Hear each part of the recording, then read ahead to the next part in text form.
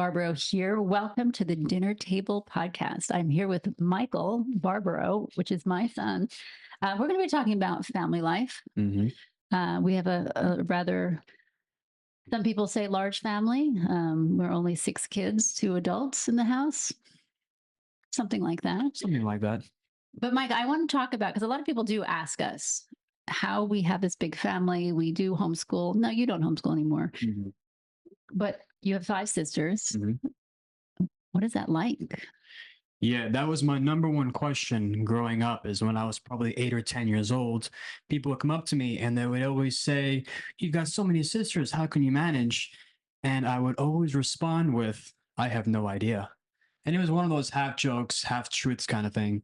But I think one of the biggest things for me was having this environment of homeschooling and to be able to all come together, especially for meals, school time, all be in the same kind of room, same environment, basically. And just to be able to experience that somewhat of a communal relationship with them. Michael, I'm going to be honest, that sounds really lovely. And I have to. It does, doesn't it? Dad and I talk a lot on podcasts, and we go real. Like we go with the difficulties of it. And you know what you described, I'm like, wow, I want to be part of that. I really do. But it's a challenge. And I know, Definitely. you know, you're home now, you graduated college, you're a missionary and all that for a couple of years.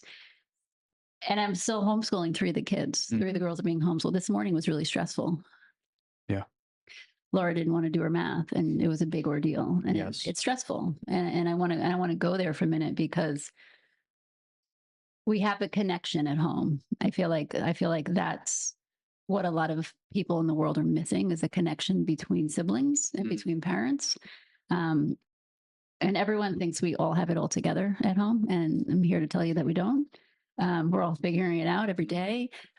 So when that happens, like today, I feel like that was like the old days of homeschooling, where there's a lot of yelling, a lot of chaos, A lot of bickering here and there. Yes. uncertainty. Yes. What goes through your mind? Well, I will say this, having lived in a more communal setting outside of my family in college, I've noticed that you remember a lot more of the good times than you do the bad. That's for starters. Not saying that there are not difficult times. I have experienced a lot of difficult times in my own life. I'm only 22 years old. But like you said, when you had those moments earlier today, you remembered a lot of the bad that happened in the past. But at some point, that's going to end, and you're only going to remember the good. And so keeping that more in mind is more of a healthy way to look at it as of right now. That was me and my ding. Now we're at the family dinner table, and one of the things I think that me and Dad did right. Okay, we did a lot of good things, a lot of right things, is that every time we came to the table, you know, there's a lot of us, we would cook at home for breakfast, lunch, dinner, whatever. But we didn't bring electronics. Yes. And it's unfortunate. There was no iPads at the table kind of thing. Yeah. Exactly. Yeah. And when we look, sometimes we go through dinner, and what do we see? Kids sitting in the other booths, playing on their iPads, not interacting with any of their family members, not even like even the parents. Even the parents too, of course. Yes. Yes. And here I am. I got it right here. But I want to emphasize the importance of that, because I think that's one of the things in life that's kind of moving away. And so we have these great families, but their goals are, and their big goals with their kids, and I want to talk about this, is sports. And education is 100% important, and I'm not downplaying that for a second. But the family time, to sit at the table as a family and actually have conversation. How important was that? Incredibly important. Looking back at my own life, the dinner table is one of the times in your day where there should be nothing going on. There should only be good conversation, good food, and good family. Because like I said, there's times before breakfast and lunch, that kind of time, normally you're in a time of school, you're in a time of work, you're in a time of practice. But that evening time should be designated as time set aside for you and your family to be able to grow into that relationship. And then from there, that time can then be transferred over to breakfast and lunch, to where you're interacting with them more as a family outside of a set time. Does that kind of make sense? It does. Yeah, it does. And you know, if you're all listening and you're like, well, we don't really do that, so I'm going to go home tonight and I'm going to tell my family this is what we're doing. Maybe that's not the best option. Introduce it. Mm. say, hey, I listened to his family. They have a good connection with each other. One of the things that worked for them was family meals, sitting at the table, having a conversation, and actually just enjoying one another's company. Because, as parents, sometimes we want to control the conversation. Mhm. Is that familiar, Mike? A little bit here and Me there, and Daddy yeah. are kind of bossy at times. And it's hard for us to let go of the control of conversation, even at the dinner table. Mhm.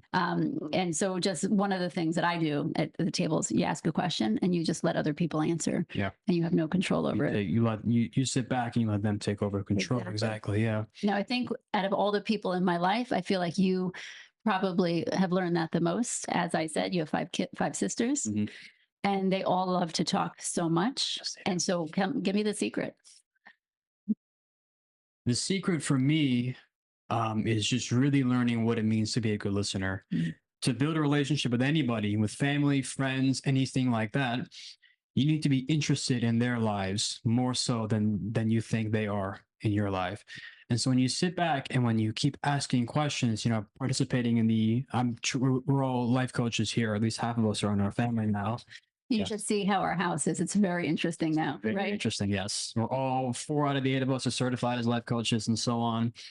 One of the things that I learned from that education is active listening. And that means you keep asking questions.